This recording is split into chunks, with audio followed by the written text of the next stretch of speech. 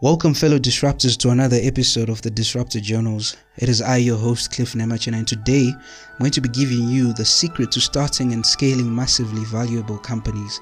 It's a framework used by Uber, LinkedIn and many other largely successful startups.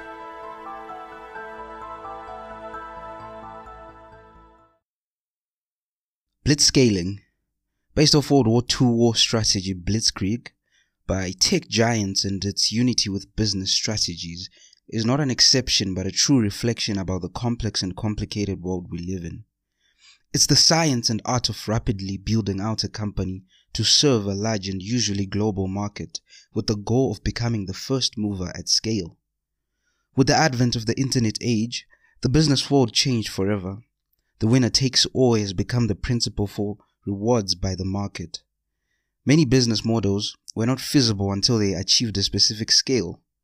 LinkedIn or Facebook or WhatsApp couldn't unlock value until millions of people joined the network. The aggregator model of Amazon or Uber or Airbnb, running on wafer-thin margins, became a success only when millions of customers availed their services and thousands of sellers or drivers or homeowners offered their services on these platforms. Apple can manage huge research and development budgets as it sells millions of units across the globe. The unit economics of these companies that burnt insane cash initially turned feasible after business scaling and rapid business growth. The advent of these business models and the success they enjoyed was primarily a work of their ability to scale faster than peers, grow exponentially, and outsize the competition.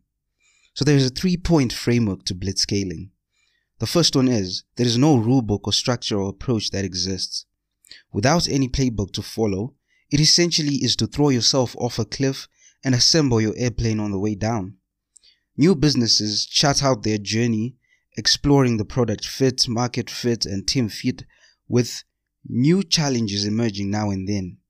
This gives them the ability to innovate and operate without any rules or inhibitions. For example, fintech innovations made by PayPal were possible primarily due to ignorance, that is, not being bound by the bank's playbook.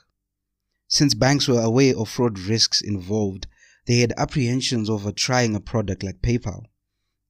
Similarly, PayPal's refer a friend strategy for customer acquisition by giving a referral bonus of $10 to the referred, the friend was a first of its kind in the financial sector. With an industry average customer acquisition cost of $40, this strategy halved the customer acquisition cost for PayPal. This was a result of being innovative and not following a playbook. The second point is, the strategy is managerially inefficient and involves a lot of cash burnout very quickly. Prioritizing speed over efficiency is when it becomes controversial. As part of blitzscaling at Uber, managers would ask a newly hired engineer the 3 best engineers they've worked with in their previous job. And then they would send those engineers offer letters with no interviews and no reference checking. They've had to scale their engineering fast, and that's a critical technique that they've developed. The third point in this framework is managing the organizational culture. This is another crucial aspect of the strategy. While scaling rapidly, not only revenue and customers grow, but also organization expansion takes place. With no clear plans in place and an ever-transforming landscape, the tendency for employees or managers to feel lost or fuzzy increases. Having a sense of belonging to the company's purpose and belief in the founder's vision holds these people together and inspires them to work for a more fantastic future. When successful, $1 million ESOPs are just a bounty for staying sane during these times. Blitzscaling is a business strategy that has close association with Blitzkrieg as a war strategy. In Blitzkrieg, the attacking units move way beyond their supply lines, unlike conventional wars, and it's an all-out or all-in war strategy. Once you're committed to it, there is no going back. It's quite the same approach followed by businesses. Modern startups need to adopt similar steps in charting out plans for each battle to scale faster and grow. The founder or CEO often finds himself in the shoes of the commanding officer of the unit, taking multiple calls that decide the fate of the company or the country in the case of war. The story of employees joining early stage startups is quintessentially the same as that of youngsters joining the army.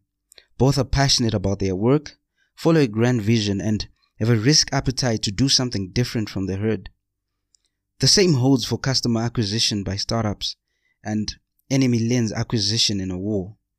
As startups scale from the local community to a city to a country, then globally, the war ensues, winning local battles, capturing border towns, then strategic cities, capital of the country, and then moving on to the next front.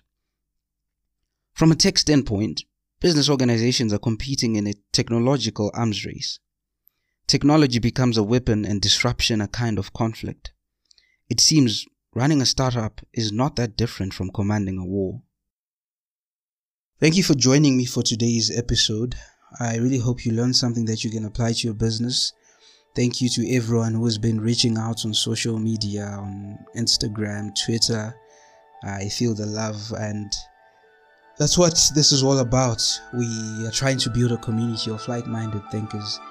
We're trying to create an ecosystem. We're trying to build the future. So I thank you all for your support. Cheers.